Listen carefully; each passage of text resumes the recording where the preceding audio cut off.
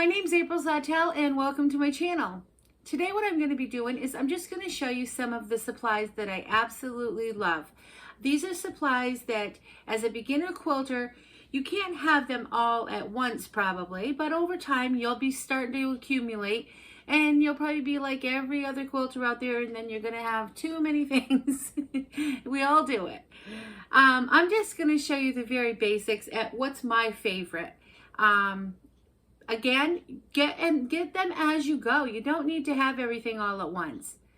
The ones that I absolutely love, I'll just go right through these. So my iron, I have a very inexpensive iron. I think I got it at Walmart.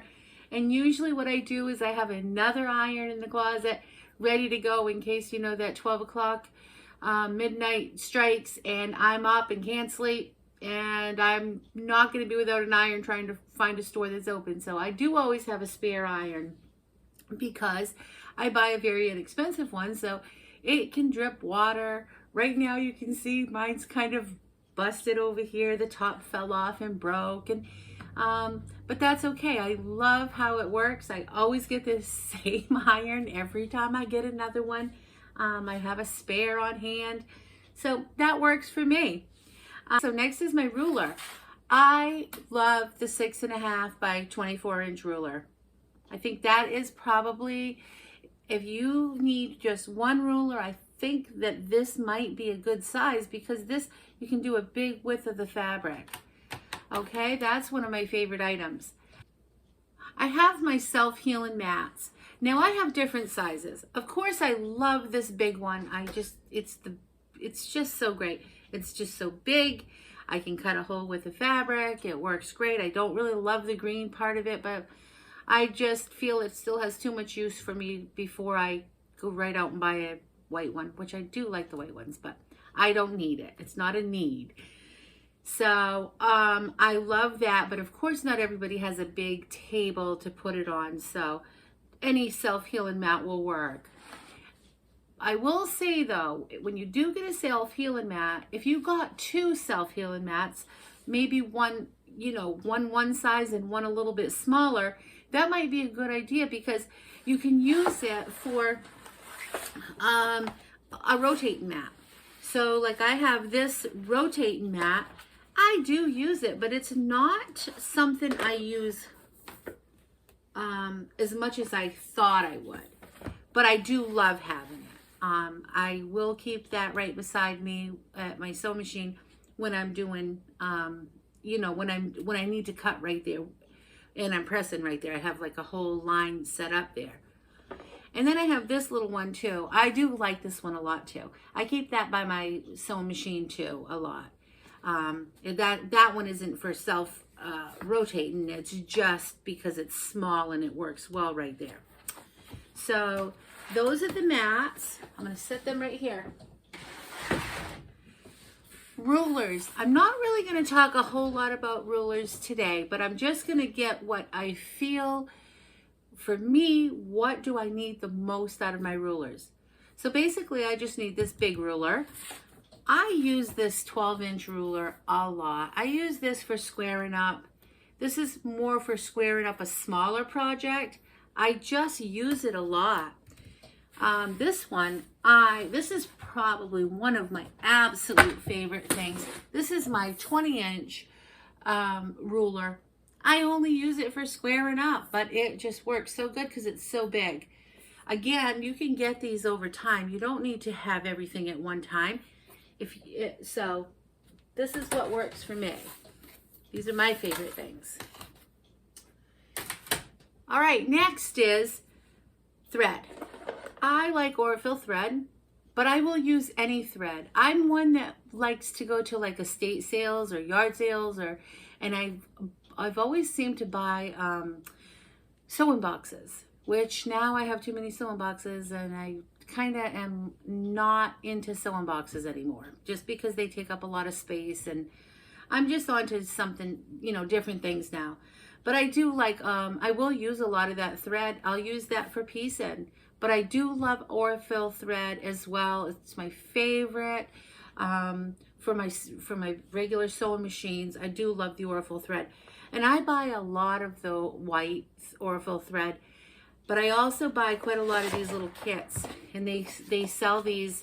You can get these on like Amazon, or you can go to their, maybe go to their sites and find them.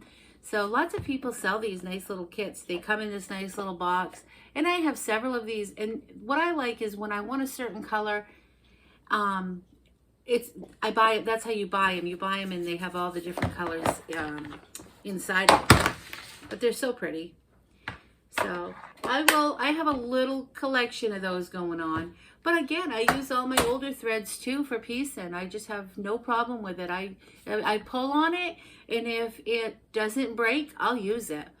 Nobody's going to see the inside of my quilt. It doesn't bother me, and it's, you know, it doesn't cost much money because I picked it up for next to nothing. So, and I love to use stuff. I love stuff to be totally used up.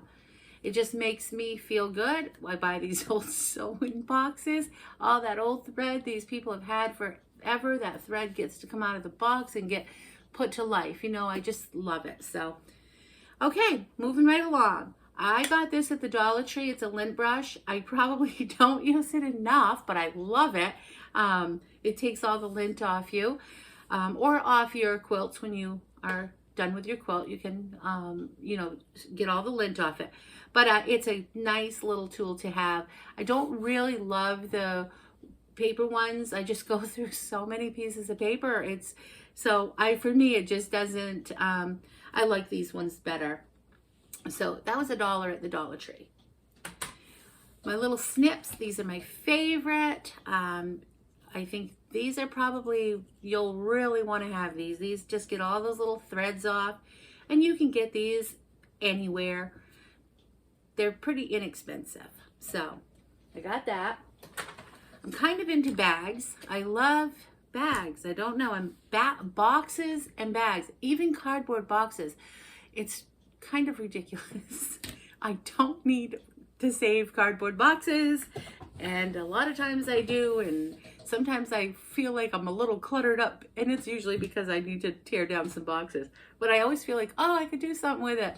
So, and bags too. I just love little bags. A lot of these were my kids who are grown-ups, and when they were done with them, I was like, oh, I could put those to good use. So, and it makes me happy because every time I need something out of one of these old bags, you know, it's something I can remember. Oh, I got that from, you know, this child or that child. But anyway, this one here is just filled with some scissors. I have lots of scissors, and I have scissors around everywhere that I sew. I have a few different areas that I sew in, so I have lots of scissors. I like to keep them everywhere. I like to have everything right at my fingertips when I'm sewing. And the thing about it is, I don't buy very expensive scissors. Nobody uses them, and the ones I do let people use, I mean, I'm not kidding. I buy scissors like $10 for, you know, 3 or 4 pair. I don't buy inexpensive ones. I mean, these are the Fiskars, and these probably cost me $15 or $20, but they work great. The other thing that I do like are the Pinkin shears. So those I think are an absolute, well, they're not an absolute must, but you may really want to get them. It just keeps your fabric nice when you're cutting it, or if you're doing applique, if you want to have that edge look, just a lot of different things that you can use them for. So those are pretty good and handy for me. Next are my clamps. Oh, I love these so much. I use these for a lot of things. I hang them up to hang up and display my quilts. I hang them in my sewing room. I've got them hanging outside. If I go outside to take pictures, I can hang them on the fence, and they just come in handy. I bought these on Amazon. They sell them like 12 for $22 maybe, 12 pieces for $22. They're handy. They work great, and they're so strong. And if I decide I'm gonna put my quilt on the table and get it ready to be layered and sandwiched and ready to be quilted. They hold it down so good and strong. So these, to me, are a must-have for me. I love them. Okay, permanent marker. Definitely, I use it for everything. I label everything. I'm always labeling, you know, just stuff. I label like these are my old rotary blades. I label them so I know they're old. But I use my permanent marker. I have several of them and I use them. They're in all of my sewing areas, and I use it for everything. Here's a bag of goodies. This is all my rotary cutters. You're obviously going to need rotary cutters. As far as labeling, I even label when I change the blade on my rotary cutters. But I keep these right in a big bag. Of course, the bag came from somebody. I keep all of my spare, I always have spare, you know, blades. I don't change them as much as I should because I feel like I can still keep getting use out of them. So I shouldn't do that. I should change them as they need it. But I do have lots of blades and lots of rotary cutters in here. And I have different sizes. So you'll find that you'll get a little collection going here too. And you like this one. This came out of a vintage sewing box. I'm not sure where this one, I guess it was Fisker's, but I think it's pretty old. And little ones and big ones. You'll definitely want rotary cutters, and you'll want to have blades, and you can get the blades. The thing about blades, though, I will say, I haven't had a lot of luck with I'll just say this: I have more luck with brand name blades than I do with no brand blades. They don't seem to last very long, so it's just preference, and it's money. You know, they cost a lot of money, so it's just what you can afford and what you'd like to have. So another little bag, one of my daughters. I have several pairs of these. These are my quilting gloves. These are my dollar store specials. They work so good. I just can't. They work good for me. That's all I need. They have little grippies on the bottoms. I have lots of colors. They're just little gardening gloves from the Dollar Tree. I love them. So there's my gloves. You definitely want to have gloves for quilting because when you're pushing that fabric, you want to have that gription. Next is, I love using my walking foot. When you're quilting and you've got all those layers, or when you're binding, even if you don't quilt on your machine, just putting your binding on, that will hold that on so good. I think most machines come with a walking foot. If they don't, you can buy a walking foot for your machine. Probably if you go to your manufacturer's site, you'll find one, but that just works so good.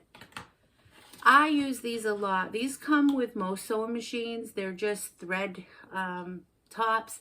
I put this on top of my thread a lot. When I don't, I always got bouncing. Another thing I do too, actually, is I put a little, I put a little piece of batting. I cut it in a little circle, put a little hole in it, stick it on the bottom of my thread spool, and put this spool cap right on top of my thread. I don't get any more bouncing. It works really good for me. All right, your bag of pins. I love, well, you need pins for, you know, your safety pins. You can use quilter's pins, you can use safety pins. I have a mixture, and I use these all the time, and they're great. And you can get the ones with curves, the ones that are straight, and I like the bigger size. They're easier for me to handle. So even for a little tiny project, I usually I'll still use these big ones. I don't use a lot of basin spray. I would like to use basin spray, but I have not used much of it. That might be something I'm going to try a little bit more of. Might just be a little simpler. But I love pinning. I mean, I love putting the safety pins in. And what else do I have here? Let's go through that last. I have also these Ziploc bags. I just use them for everything. One thing I do keep handy though are my tags. All it is fabric. I put these red tags on everything. And if it's not this fabric, it's some sort of a red gingham or a red check. And I just keep a stack of these right handy and some extra batten. And then I'll make my little tags and I write on it with my permanent marker. And I label all of my quilts. So, of course, my blue painter's tape is my absolute #1 favorite thing in my sewing room. And that's because I label everything with it. And, well, in my videos you've seen, I use it for guides and I just use it for a lot of stuff. My favorite thing. That takes the cake on all of them. All right, let's go over here. My tailor's chalk. It's great. I use this. I don't use a lot of marker. I'll use pencil, but I love tailor's chalk. I just like how, I guess I like how it feels. I feel the control of it. I use it all the time. I use it on all of my quilts when I'm drawing lines. Works good. My measuring tape, I use this all the time. My glue sticks, these come in handy when I'm doing applique. I use these a lot. I like to do a lot of raw edge applique. I'm a very improv sort of a sewer, so I love, I'll just take this and I do have all the, you know, all of the things to iron it down and whatnot, but I just find this is so handy. I use it all the time. Magnetic pin holders. Oh, I love them. I have them everywhere. I have all kinds of them. But I do love the old tomatoes. I just love them. These come out of my vintage boxes and they're just so great. I have them everywhere too. The clips, these little claw clips, they hold your like batten and stuff on. They're great. Instead of using pins, you can use your claw clips.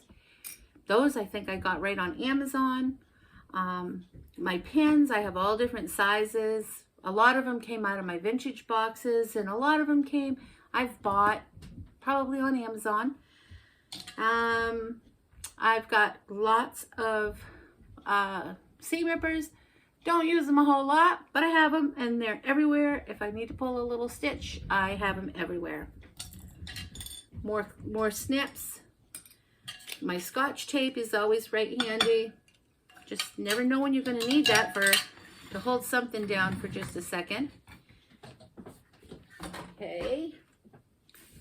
I've got this little, it's called a quilter side lock. It's, you can get this right online at the quilter slide lock site. I believe that's where I got it.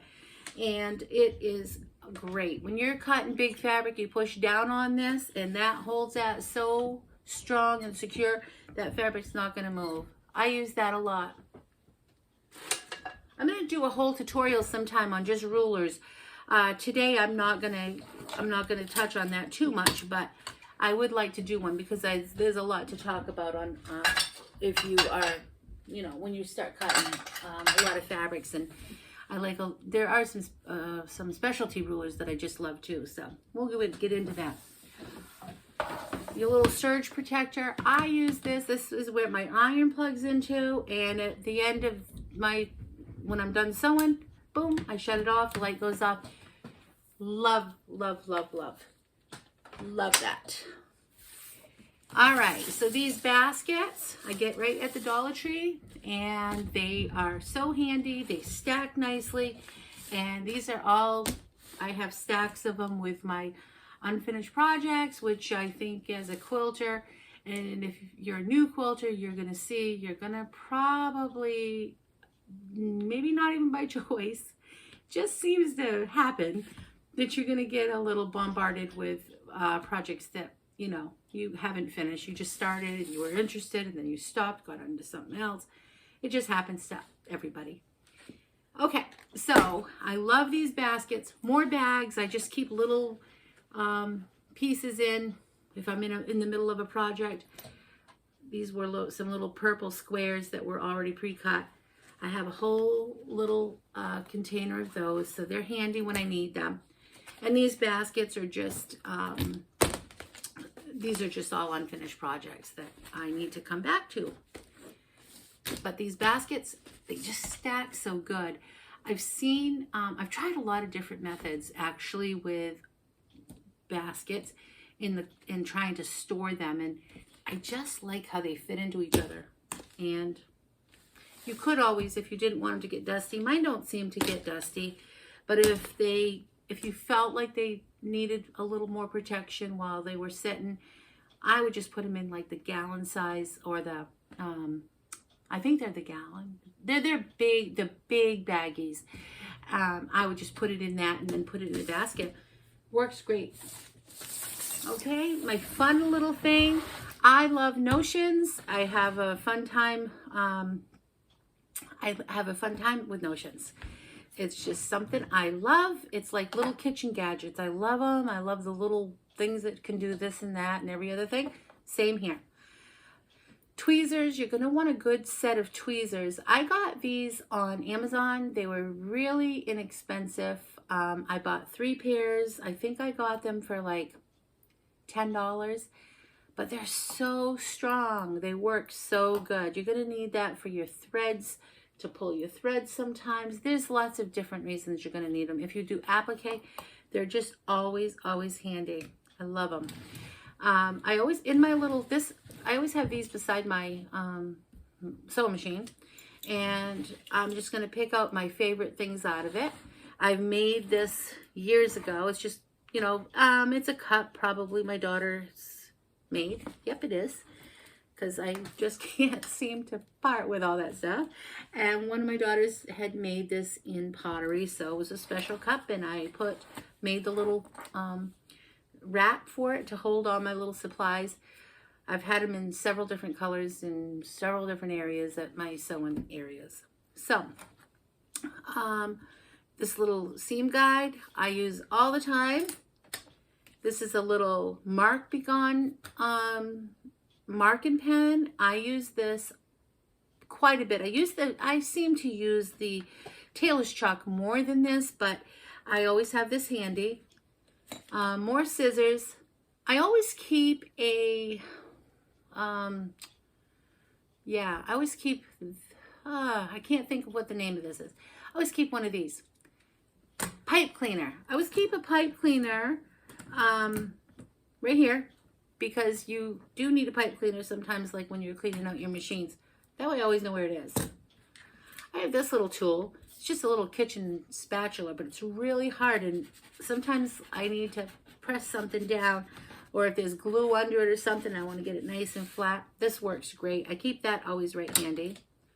More seam rippers, permanent marker, this little roll-in. This is a press that is made by Lori Holt, and I think I got that off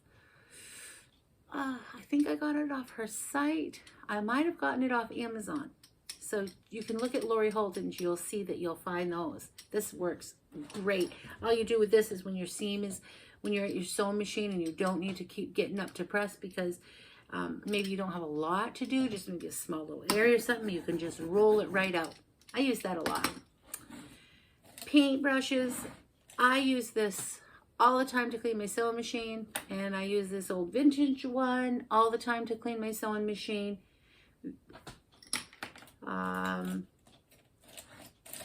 Let's see. My owl, I use this all the time. I like to push my fabric up through sometimes, or when my fingers are going to get in the way and it's very precise or something, that just helps guide it. My chopsticks I use all the time. You push your corners out, you've got a smooth edge, you got a point, not too pointy, but a little bit of a point.